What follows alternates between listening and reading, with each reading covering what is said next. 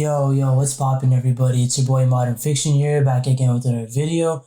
Here today to talk about a hot topic in the community. In anticipation for this next chapter, I want to put out my take before it comes out. So don't worry, there won't be any spoilers regarding One Piece chapter 1044. So as long as you've read 1043, this video is spoiler free. So we've all seen the last couple panels with Luffy and Shueisha saying that Joyboy is finally here, stating that he can hear the drums of liberation, and Luffy seemingly transforming into something, which has sparked a lot of controversy in the community, especially from the Naruto fans regarding the concept of reincarnation. But I'd like to remind everyone once again that the core theme of the series of One Piece comes from Roger's speech, man's dream, flow of time, inherited will. So diving into my thoughts or speculation, this is what I theorize will come to fruition from this situation. So first and foremost, I think that this is Luffy's Devil Fruit awakening, and that either Luffy himself is inheriting the title of Joyboy, or he who awakens the Devil Fruit, the Gomu Gomu no Mi,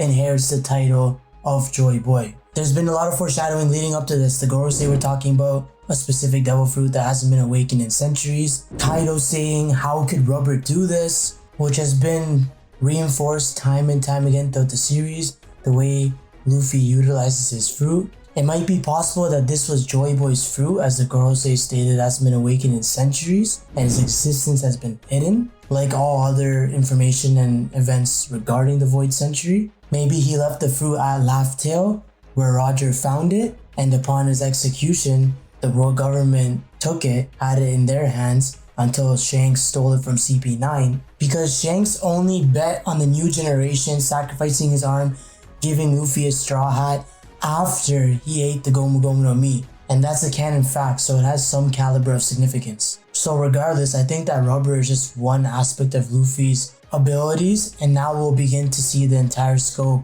of his potential power, given his awakening. For example, one popular theory is that with this Devil Fruit awakening, we'll find out that Luffy's true Devil Fruit is the mythical zone model Monkey King based on Sun Wukong, as Luffy and Goku as main characters are heavily inspired by Journey to the West and its main character Sun Wukong. Another theory I saw that was using the number theory that a fan asked Oda about in SBS is that between the numbers 1 and 10, every number except for 2 and 9 encompasses each Devil Fruit user in the Straw Hat crew. Like the Gomu Gomu no Mi is 5-6, Robin's Hana Hana no Mi 7-9, Chopper, Brook, etc. Only 2-9 is still available, and it's Nikyu, which was Kuma's Devil Fruit, which in theory Frankie could get, but in this case someone pointed out it also translates to Nika, like the sun god Nika, which would be the Smile fruit. And if this is the case, Oda calling the artificial zones smiles would have been foreshadowing for this cause beyond their actual side effect, and the fact that all the D-Clan members smile in the face of death because they are all potential Joyboy candidates, but it is Luffy, our MC, who's inheriting his will. But yeah, based on prophecy and a number of statements, Joyboy is back and finally here.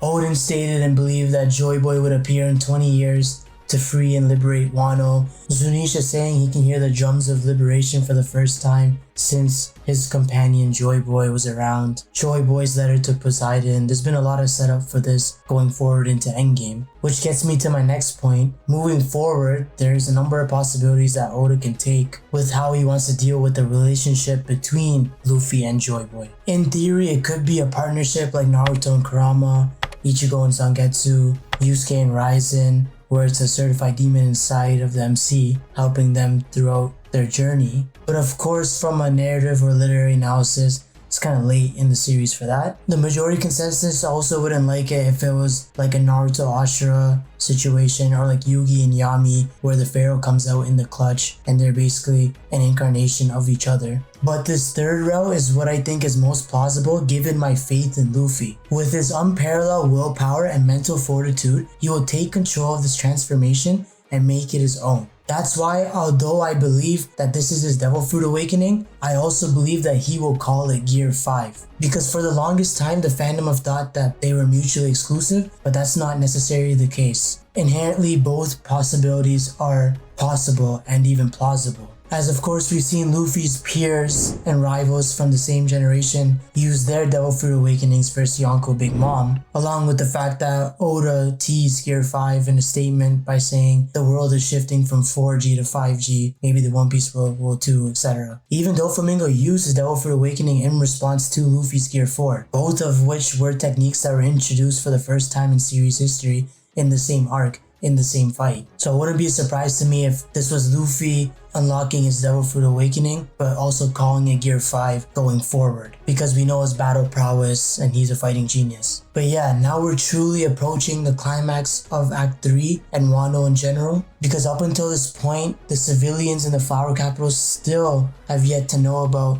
the looming threat or impending doom of Onigashima falling that they're facing, which is further reinforced by the fact that we got an Oda box stating that Kaido was the winner of the battle on the rooftop of Onigashima between himself and Luffy. So it's gonna be beautiful from a narrative perspective when Luffy / Joyboy defeats Kaido in the Flower Capital of Wano. Also, don't sleep on my boy Zoro. He's definitely getting back up. We still haven't gotten that resolution between him and the Slim Reaper. This guy's also near death, and we know Kaido has an obsession with death. He believes that's what completes a person.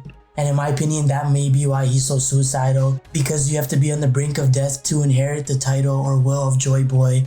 And he himself thought he was a Joyboy candidate from a long time ago. Or like he stated, you couldn't be Joyboy either. He's just depressed because he knows he isn't that guy. But yeah, we still need to dive deeper into Zoro's backstory, his potential connection to Ryuma, Wano, but I'll get into all that in another video. But yeah, that's it for this video, y'all. Let me know what you guys think is Luffy's potential connection to Joyboy, what this next power-up is about to be. I guess we're about to find out soon enough, so it might be answered already, but I had to put this video out before the chapter drops. Stay safe from spoilers, and like, subscribe, comment if you rated it. If you enjoyed the video, turn on post notifications. More content like this coming out soon. Modern Fiction, out.